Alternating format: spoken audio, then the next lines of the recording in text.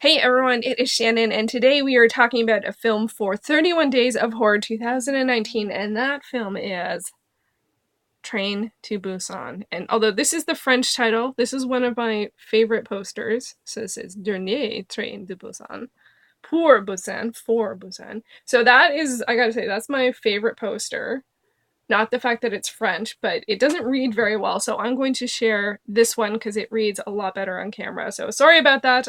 But for some reason when they're all blue or all white, it just does not read very well. And it doesn't read very well. Anyway, but I'm going to share this one as I share with you the details for the film. This is okay, and yeah, already more disclaimers. Disclaimer on incorrect pronunciation as well as possibly order of the names, because I think these ones would be flipped. But this is how it's listed on IMDb, so that's what I'm using as my reference. So all disclaimers aside. So this is directed by Sang-ho Yeon. The cast includes Yoo Gong, Soo-an Kim, Dong-seok Ma, whom I loved. He was so awesome. And Jung. This came out in 2016, and it was in competition at Cannes. At Cannes. And yeah, so this, as according to IMDb, it's in both Korean and Hawaiian. I don't remember it being in Hawaiian, but I don't know if I would recognize Hawaiian to hear it. It is a South Korean film. This one is a bit more of an action movie, but it definitely is a horror movie because my goodness gracious, this is a zombie movie. And I would also put it as a thriller because it was intense, absolutely intense. I gave a 9 out of 10 or a 4.5 out of 5, and I also gave it a heart. I loved it. I absolutely loved it. And I was worried because I had heard about this one for quite some time, and it's been on Netflix for quite a while. And sometimes when you like have really high expectations, things don't work out. But this one, they really did. They really did. Now I really enjoyed this. So we follow a dude. We follow our main character is is pretty dudeish. He's a corporate guy. He works in the financial industry as stock trader, I think, and is pretty cutthroat. He has a daughter. Him and his ex are separated, and she's not very happy. Just generally, she often wants to be with her mom, and guess where her mom is? Her mom is in Busan. Now there is an outbreak and she wants to go. Before they know that there actually is an outbreak, she wants to go. So they get on the train to Busan, and then obviously, outbreak, zombies, my goodness gracious, it's chaos. It's chaos, but it's so well done. And I was also a little worried because this is 2 hours long, and sometimes that can feel a bit long for a horror movie, but that actually, it totally worked for this one because it was quite layered, and I was really impressed by the amount of action as well as the amount of characters, how characters were introduced, because this actually has a pretty solid ensemble cast. Like, definitely these are the protagonists of the film and this is the story that we're following, but as the outbreak happens and as things start to go haywire, you see all of these different people. How are they going to react? What are they going to do? Who's going to be an ally? Who is not? How much can you trust anyone? Are you going to trust anyone?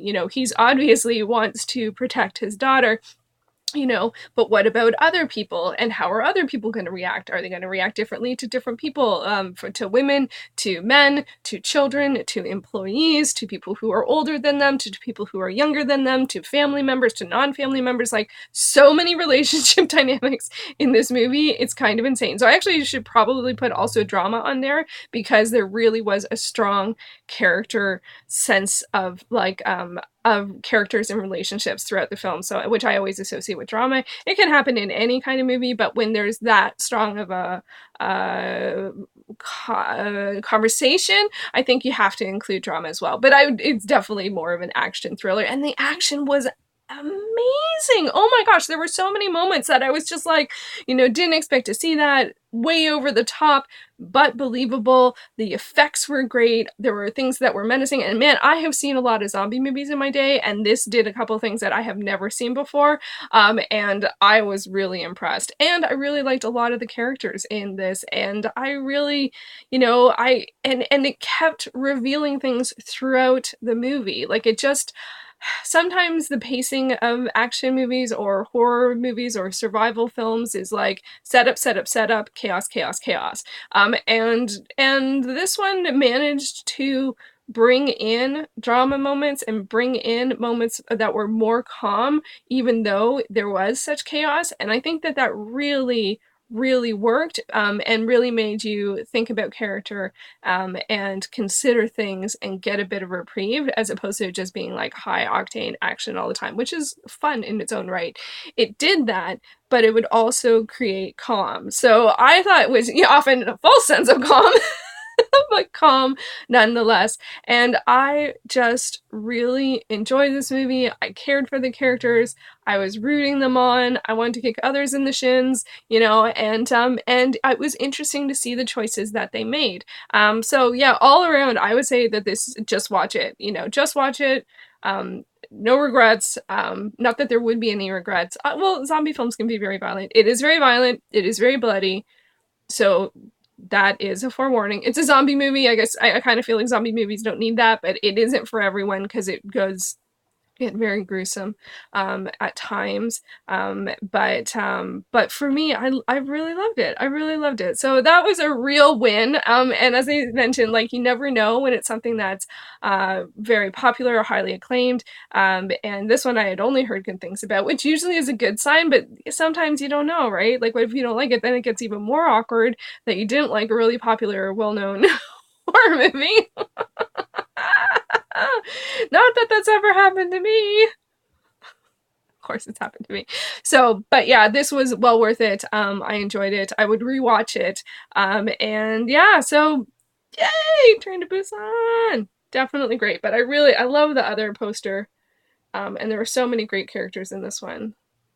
Yeah, I really like that poster. This one says official selection. See, it just doesn't read. It just reads as blue, which is great. I like blue, but it just doesn't pick up. Man, there were so many. Now that I think back into all of like the different sort of things that happened, especially some of the actiony stuff, it was just like, wow, wow, like just so impressive and so cool. And it was a nice combination because it wasn't just horrific and like the worst possible thing, which I do feel like a lot of horror movies can go for. Like, what's something like the worst, whatever, like the most gruesome thing that we can do. And this didn't always make those choices. There were definitely choices that were gruesome and definitely choices that were surprising, but it didn't always go for gruesome. Sometimes it was just surprising or over the top, or often over the top, but still believable, and just like peril and chaos, all the good things in a horror movie. Not in reality. None of that in reality, please. So yeah, I really enjoyed it. Let me know, have you watched Train to Busan?